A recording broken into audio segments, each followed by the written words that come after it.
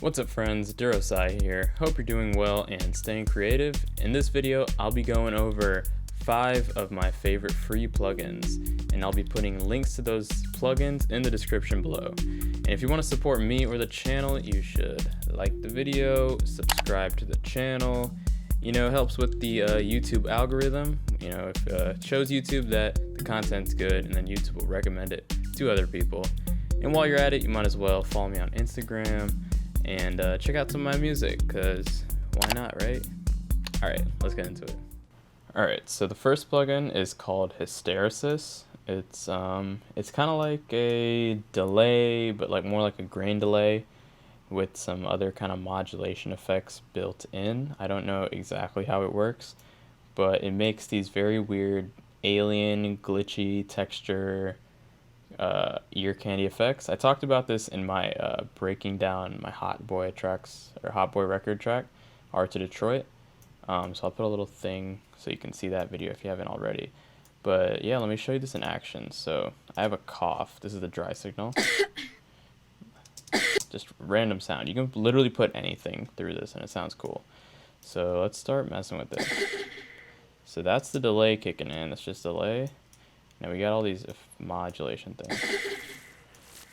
See, now you're starting to hear all those glitchy stuffs. Got this stutter. Turn up the feedback.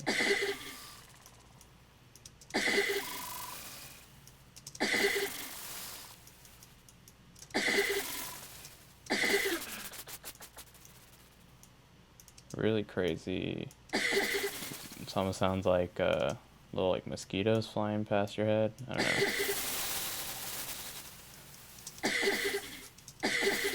Yeah, I love this. You can do like times 10. It gets kind of crazy.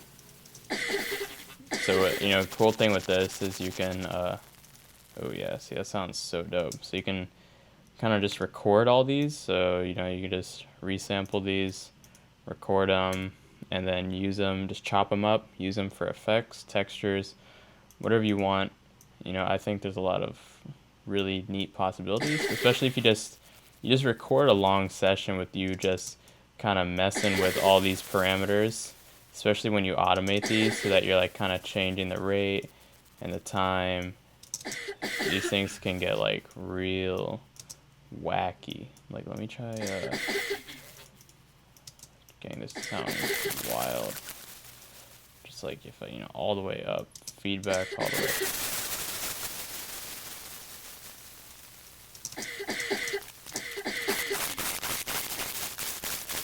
Like, I don't even know what the hell I'm listening to, but it sounds cool. Yeah.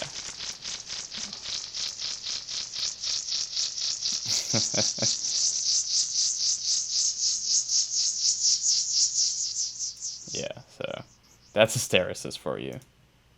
So the second plugin is called Rozzer, which I actually learned this from Feek, who is a minimal house producer. He has some videos as well on YouTube, which I was watching, and he actually brought this up, which I think is a really cool plugin for just sequencing, making very cool random sort of arpeggios and patches.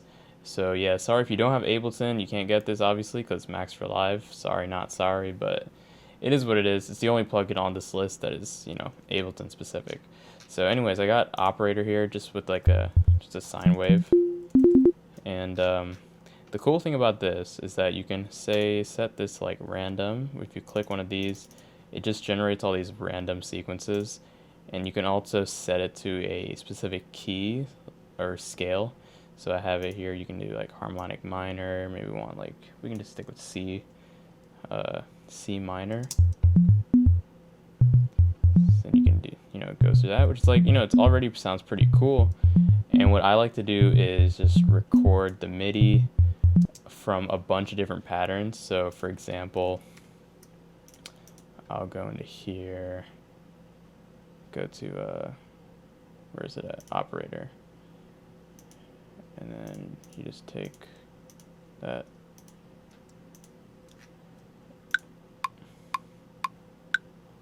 I hate the countdown. So it's just recording all the MIDI, and I just like to do this. Just get a bunch of different patterns. And then you can, change the length as well. So it's going slower. Or even slower.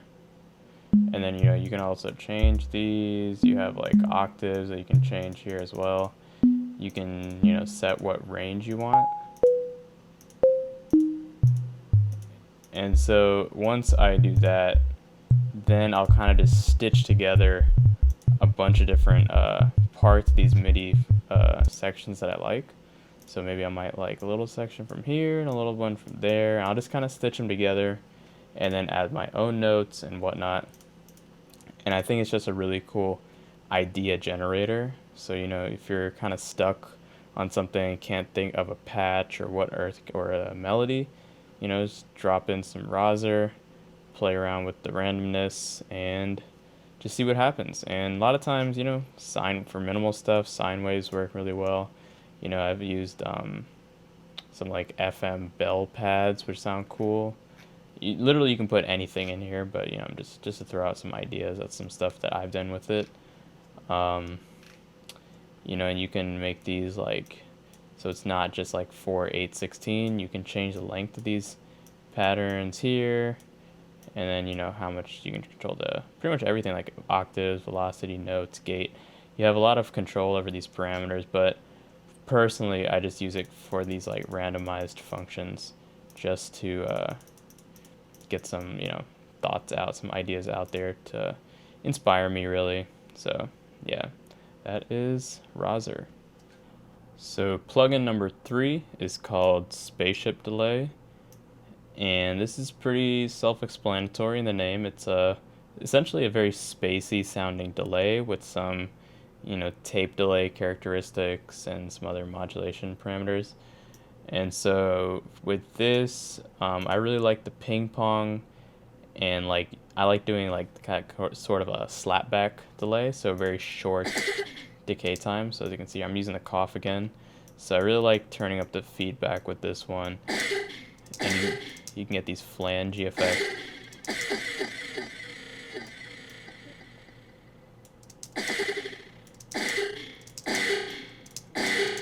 I feel like each delay algorithm is kind of different. So with some delays, it's like the feedback isn't very linear. So it's like you don't really get that much feedback until you really start cranking into this 90 plus region. And I don't know, just I think the delay and feedback mechanism on this is really conducive for these sort of flangey, spacey effects. So I think the name is pretty fitting. It's got a ping pong mode as well. And then, you got a filter, some saturation, bit crusher, just a couple effects. You really kind of drive these tones. And then you got a modulation section here. So this will kind of modulate the pitch and the filter.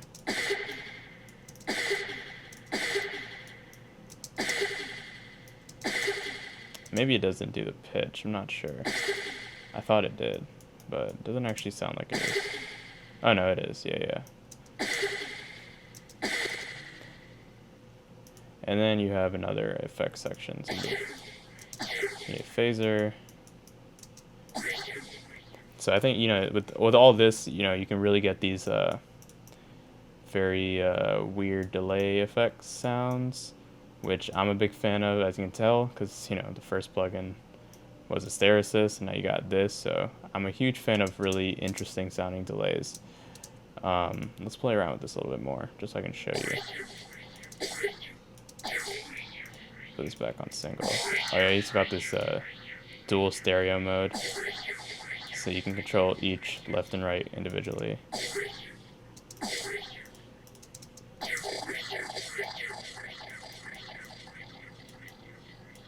Yeah, just doing these effects. Again, with this too is something I would record this dial on a separate channel just to get some of these effects in. like just whatever the sound is, that's cool. Like I think it'd be a really cool background effect. And then you just like decreasing the delay time, you can just get, you know, these kind of like, what do you call it, these risers. And then when you slow down the decay time or delay time, you get kind of these sort of vinyl stop effects, or I don't know what you call them, but you know, the pitch goes down. So yeah, I really like spaceship delay actually on like synths. I don't know why I chose a cough, so let me just let me play it on a synth sound. Okay, let's try it on this, whatever this is, flutesque, some splice sample.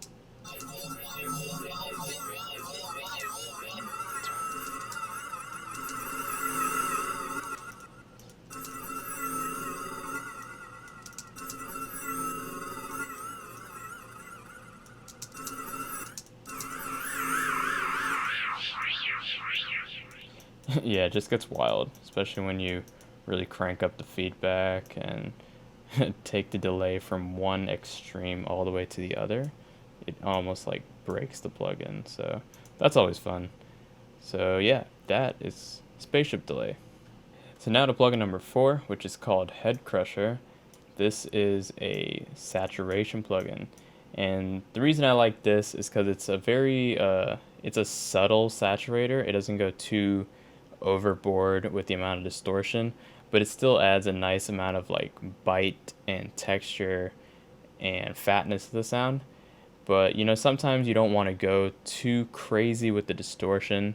You just want to add a little bit just to add that, you know, that oomph, but you don't want to just the harmonics to be overblown and just way out of proportion. So I really like to use this primarily on bass lines. So I have a 303 playing here, and let me turn this on. So you can just turn up this drive knob, add that color. You have a tone knob here, so like if you turn it counterclockwise, it affects more of the bass frequencies. And if you turn it to the right, it affects more of the highs, which I like. You know, it adds that that bite to the sound. And yeah, as you can tell, you know, it's not going too insane with the saturation. This also is nice for just like gain staging as well, because you know, you don't always just want to slap a utility on your chain if you want to say gain something up 5 dB. Sometimes you want to do it with the saturator. So in that case, Head Crusher is a pretty good alternative. Yeah, so yeah, that's Head Crusher. So for the 5th and final plugin, we have, of course, Voxengo Span, which I'm sure many of you are already familiar with. And if you are not new to this channel, you've probably seen me talk about this plugin. It is probably the best spectrum analyzer out there, at least definitely the best free one. If you haven't seen my video of how to mix sub bass without a subwoofer, check that out. I talk about Voxengo a little bit more in depth, and I show you how you can compare 2 tracks within the same Voxengo plugin so that they'll show up in different colors, and you can kind of see them side by side. It's really good for, you know, using a reference track and comparing it to your own. I always have Voxengo on the master bus, so I have this, you know, I have this acid line going still, but I always have Voxengo on the master bus just to see what the relative like levels of the frequencies are, like with the bass, mids, and highs. I really like this master mode. You know, you have a bunch of different modes, which makes this a really powerful tool. But master mode, master mode is a little bit, it's like a smoother resolution, and the FFT doesn't react so quickly to the sound. So all that means is that it's taking more of an average level of your track rather than, like, you know, the exact precise instantaneous level that it's playing at. And so, you know, it just gives you like a holistic representation. And then, you know, you got high res mode. I use high res for tuning drums, especially kick drums, because it's really easy to see exactly where that fundamental is. Because, you know, as you can see, like right here, it tells you what note that all these are, what the note is, and exactly what frequency. And then on the bottom right of the graph, you can see that it shows you what level it's at in decibels. So that's really useful. And there's average max, which I also use a lot, just to determine if anything is like peaking like abnormally. So sometimes if something's peaking, it'll like show up real like a kind of as an anomaly in this graph. So you can kind of just, you know, notch that down or figure out, you know, if there's some sort of problem in your mix. So that's pretty cool. But yeah, voxengo's, you know, pretty self-explanatory. Almost pretty much every producer I know uses it. So, you know, as a producer, that's just one of those things that you'll just have in your arsenal that you'll always be referring to, you know, for mixing, mastering, tuning drums. It's honestly like, it's one of those plugins that like you don't realize how much you use it, but you're literally always using it. So definitely a super helpful plugin. Well, there you have it. I hope you enjoyed this video. If you did, leave a little like, subscribe to the channel, and if you got any questions, you can DM me, email me, or leave a comment below. So yeah, I will catch you guys in the next video. Peace out.